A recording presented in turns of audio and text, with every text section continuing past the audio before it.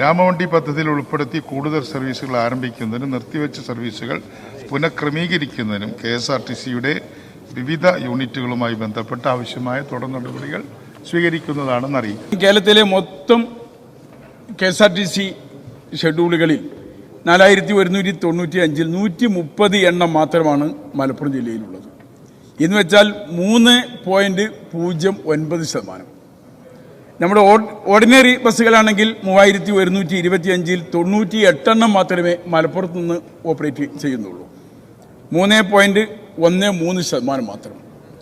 അതുകൊണ്ട് മൊത്തം കേരളത്തിലെ 14% ജനസംഖ്യയുള്ള ഒരു ജില്ലയിലെ ജനങ്ങൾക്ക് ഈ വലിയ ആനുകൂല്യം 3% മാത്രമേ ഉപകാരപ്പെടുന്നുള്ളൂ എന്ന ഒരു വസ്തുത നിലനിൽക്കുകയാണ്.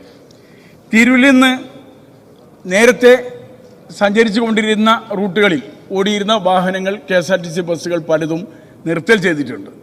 ഒന്ന് ലാഭകരമല്ല എന്ന് പറഞ്ഞുകൊണ്ട്, മറ്റൊന്ന് റോഡ് മോശമാണ് എന്ന പരാതിയിൽ, വേറൊന്ന് കോവിഡ് കാലത്ത് മൊത്തത്തിലുള്ള മാറ്റൽ.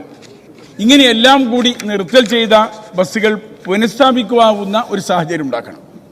തിരൂരിൽ നിന്ന് തന്നെ 10ഓളം റൂട്ടുകളിലാണ് ഇതേപോലെ സഞ്ചരിച്ചു കൊണ്ടിരുന്ന ബസ്സുകൾ നിർത്തിയിട്ടുള്ളത്. ഒന്ന് തിരൂരിൽ നിന്ന് പെരിന്തൽമണ്ണ, തിരൂരിൽ നിന്ന് എറണാകുളത്തേക്ക്, തിരൂരിൽ നിന്ന് പുറപ്പെട്ട് ആലിങ്ങൽ പുറത്തൂര്, അതേപോലെ മംഗലം പുറത്തൂര്, വെട്ടംചീർപ്പ് വൈരങ്കോട്, വെട്ടം കോഴിക്കോട്, തൃപ്പറങ്കോട്, ശിവക്ഷേത്രം മലപ്പുറം തുടങ്ങിയ പ്രദേശത്തേക്കുണ്ടായിരുന്ന ഓർഡിനറി ബസ്സുകളെല്ലാം ഇപ്പോൾ നിർത്തൽ ചെയ്തിരിക്കുകയാണ്. അതേപോലെ കഴിഞ്ഞു സർ. അതേപോലെ തിരൂരിൽ നിന്ന് നെടുമ്പാശ്ശേരിയിലേക്കുണ്ടായിരുന്ന ലോഫോർ ബസ് റോഡ് മോശമാണ് എന്നതിൻ്റെ പേരിലാണ് നിർത്തിയത്.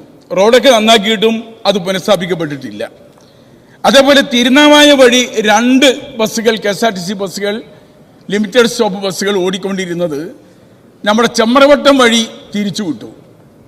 അതുവഴി കിട്ടിയിരുന്ന ആനുകൂല്യങ്ങൾ പോലും ഇല്ലാതെയായ ഒരു സാഹചര്യം ഉണ്ടായി. മലപ്പുറം ജില്ലയിലെ തിരൂർ നിയോജക മണ്ഡലത്തിൽ ഉൾപ്പെടുന്ന ഭാഗങ്ങളിലൂടെ പ്രസ്തുത ജില്ലയിലെ KSRTC യൂണിറ്റുകളായ പൊന്നാനി, മലപ്പുറം, പെരിന്തൽമണ്ണ, നിലമ്പൂർ എന്നിവയിൽ നിന്നുമുള്ള 42 സർവീസുകൾക്ക് പുറമെ കേരളത്തിലെ മറ്റ് ജില്ലകളിലെ യൂണിറ്റുകളിൽ നിന്നും ആരംഭിച്ച് തിരൂർ മണ്ഡലം വഴി കടന്നുപോകുന്ന 51 സർവീസുകളും നിലവിലുണ്ട്.